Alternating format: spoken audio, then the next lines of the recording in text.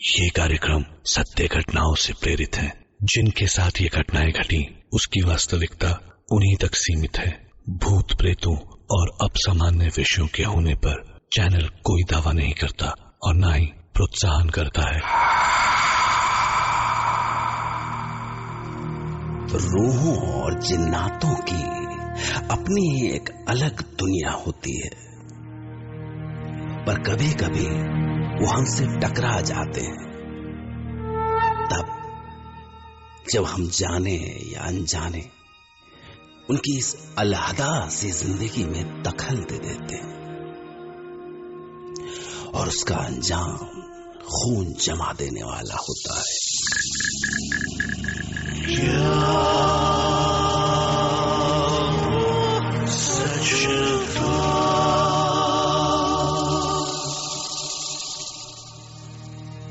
मैं डॉक्टर नागर आज आपके सामने कुछ ऐसी ही कहानी लेकर आया हूं। यह कहानी मेरे एक खास दोस्त फरमान की आंखों के सामने घटी। तो चलिए उन्हीं से सुनते हैं उनकी ये आप बीती। जब मैं छोटा था ना, तब मेरे घर में सब मुझे राजा के नाम से बुलाया करते थे। हमारी फैमिली सहारनपुर में रहा करती थी, पर अक्सर गर्मियों की लंबी छुट्टियों में हम हमारी फैमिली के साथ अपने रिश्तेदारों के पास सरसावा चली जाया करते थे। बस वहां पहुंचने के बाद तो हमारा एक ही काम हुआ करता था, सुबह सुबह बैट बॉल लो, निकल जाओ, जम कर क्रिकेट खेलो और फिर दोपहर को खाना खाने के लिए घर लौट आओ। उस दिन भी मैं अपने दोस्त बबलू के साथ निकल पड़ा। मैदान के रास्ते में काफी लंबा यूकेलिप्टस जंगल का एक बहुत बड़ा स्ट्रेच पड़ा करता था। इन्हीं घने पेड़ों के बीच में एक जगह पे गांव वालों का कब्रिस्तान हुआ करता था। वहां सारी कब्रें कच्ची थी, यानी छोटे छोटे टीले जैसी, जिसके बारे में लोग कई तरह तरह की बातें किया करते थे। नेचुरली हमें भी इस कब्रिस्तान से दूर ही रहने के इंस्ट्रक्शंस थे, पर बचपन की मस्ती में बड़े बूढ़ों की बातें कहां समझ में आती है यार। इसलिए शॉर्टकट लेकर हम कब्रिस्तान के बीच में से ही जाया करते थे। उस दोपहर भी हम लोग और दिनों की तरह खेल के उधर से ही लौट रहे थे। जून की दोपहर थी और हवाएं और उनसे उड़ती सूखी पत्तियां अजीब सी आवाजें कर रही थी।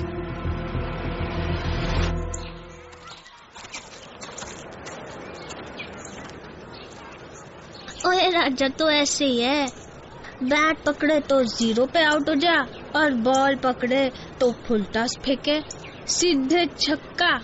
ज्यादा दांत मत ही निकाल, कल 50 मारे थे मैंने, किसी से आउट हुआ क्या मैं? अबे तुक्का लग गया था कल।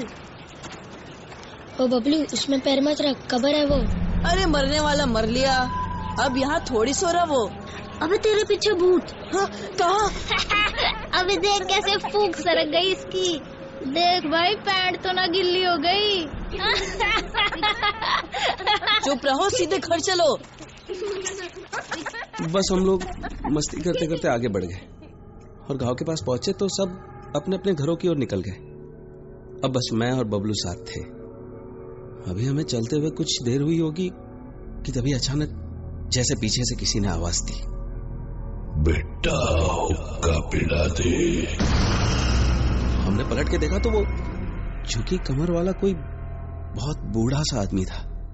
बब्बा दिख ना रहा, हम छोटे छोटे बाड़क है, कहाँ से लावेंगे हुक्का? एक काम करो बप्पा, दादी से बोलो, दादी से, वो पिला देगी हुक्का तुम्हें। बबलू ने से झिड़का और हम घर की ओर चल दिए। अभी हम कुछ ही कदम आगे बढ़े होंगे कि फिर से वही आवाज सुनाई दी, अरे बेटा हुक्का पिला दे।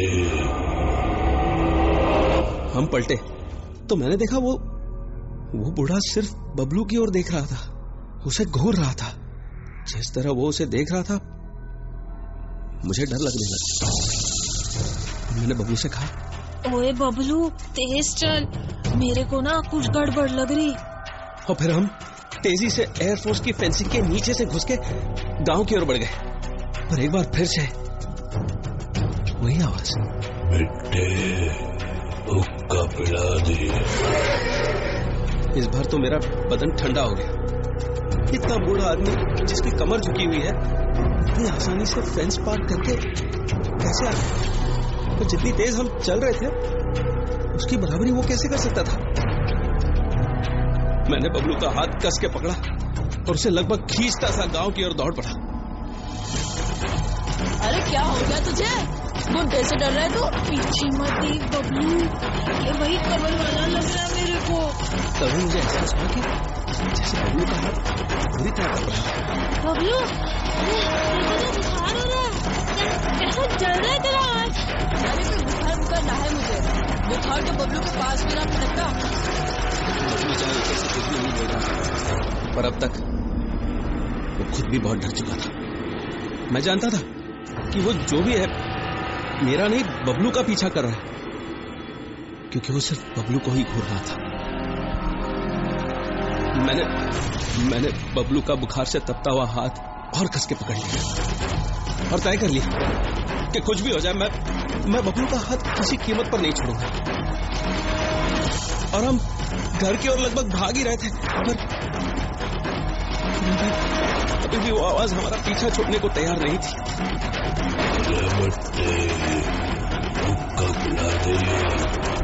उसके बाद पता नहीं किसी तरह हम अपने घर तक पहुंचे।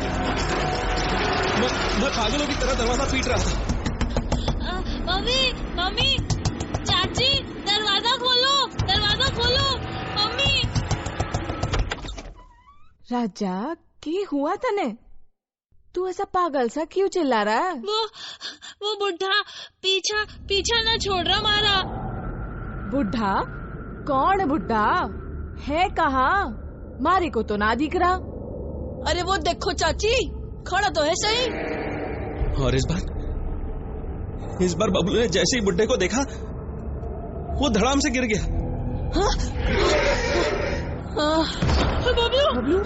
बबलू उठ बेटा, बबलू। उसी ने किया है, उसी ने पीछे पड़ा हमारा। बेटा साफ साफ बोल, कौन पड़ा है? किसने किया? माँ देखना, माँ वो ना खड़ा है।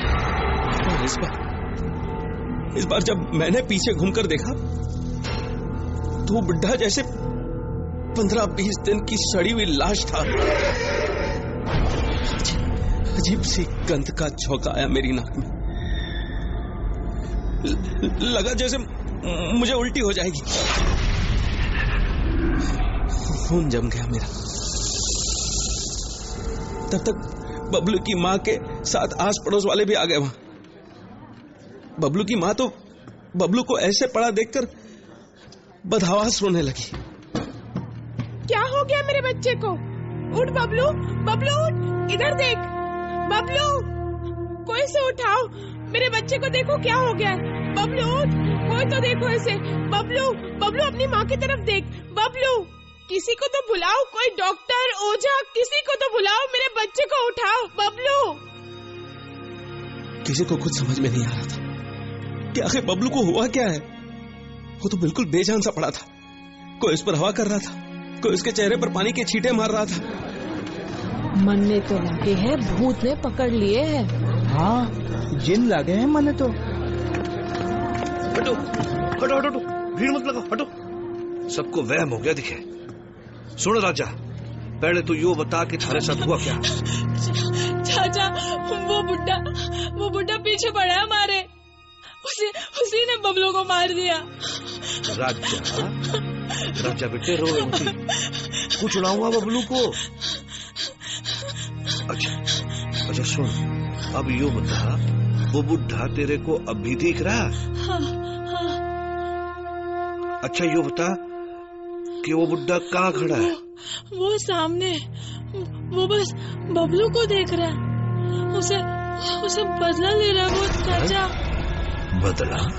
भाई साहब, यो इसका वहम ना हो सके ना। बात मान मारी, यो वहमना है। तू एक काम कर, जाके करीम हाजी ने बुला ला, जाके जा भाग के जा। जी अच्छा। और तू खड़ी यहाँ क्या मुंह ताकरी मारा? जाके भीतर से 4 पाई ले जा। ये अजीब बात थी कि वो बड़ा गला बुढ़ा सिर्फ मुझे दिख रहा था और उसके बदन से आने वाली सड़न भी मुझे तो महसूस हो रही थी।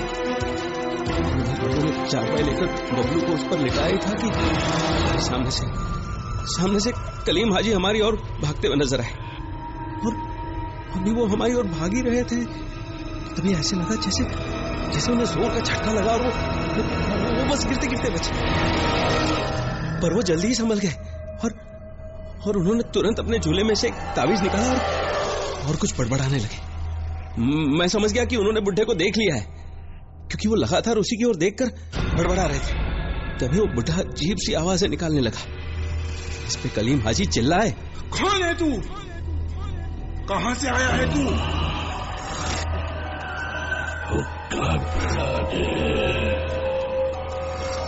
मेरी बात का जवाब नहीं देता, यही गाड़ दूंगा तुझे। बोल, कहां से आया है तू? कब्रिस्तान से। तू यहाँ क्या कर रहा है? बच्चे के पीछे पड़ा है? इसने मेरी कब्र पे पैर रखा था, हक जताया था इसने जमीन पे। इसने उसी जमीन पे भेजूंगा मैं। इसकी जमीन दूंगा इसने, वही लिटाऊंगा जमीन के नीचे से। इस बुढ़े का इतना कहना था कि तभी बबलू का चारपाई पे पड़ा हुआ बदन पूरी तरह कांपने लगा।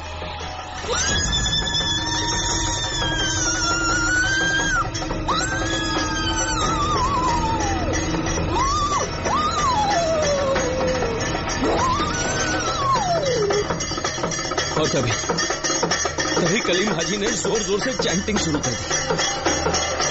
जैसे जैसे वो बड़बड़ाते जा रहे थे, बुढ़ा गुस्से से जानवरों सी आवाजें निकालने लगा।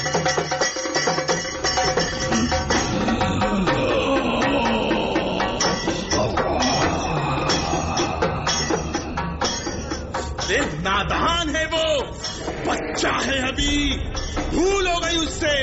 तुझे इतनी सी बात समझ नहीं आती?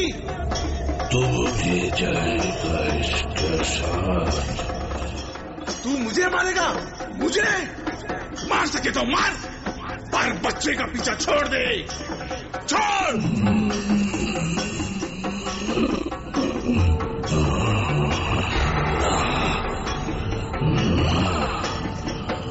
उसको तो मैं उसकी जमीन दिलाऊंगा, उसको ना छोड़ के जाऊंगा मैं ना।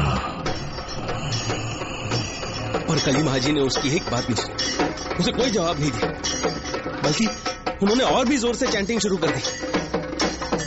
इस पर बुढ़ा और जोर से चीखने लगा और बबलू का बदन ऐसे कांपने लगा कि अब चारपाई धड़ाम धड़ाम की आवाज के साथ जमीन से टकराने लगी। नादे आलिया मजरूल अजाइब तोजरी हूँ औना लगा फिर नवाइबी उल्ला हम्यू गम्यू सैंजली तीन अभिवतिका या रसूल अल्लाही वबी बिलाई का या अली या अली या अली।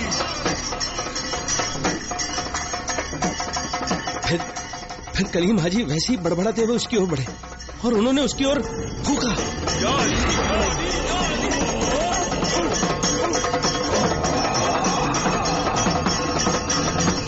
और अगली मिनट का सड़ा गला बदन जैसे गायब हो गया।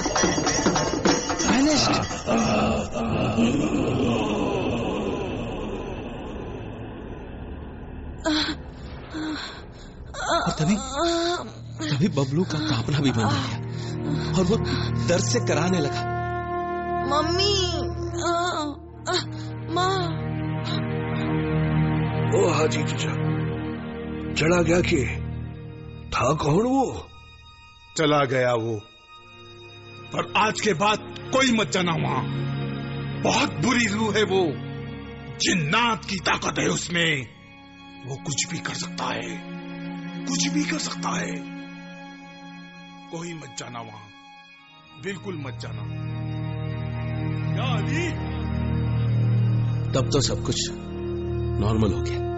पर उसके बाद मैं कई दिनों तक बुखार में पड़ा रहा। शायद डर गया था मैं, और उसी डर ने इस वाक्य को हमेशा के लिए मेरे दिमाग में छाप दिया। बबलू से अनजाने ही सही, पर वो भारी भूल हो गई थी जिसने उसकी जिंदगी को खतरे में डाल दिया था। बाय द वे, आपके पास वक्त है 1 दिन का। जब तक मैं एक नई कहानी लेकर लौटूंगा, तब तक आप सोचिए इस रहस्य को कि बबलू के साथ दरअसल जो हुआ, क्या वो सच था?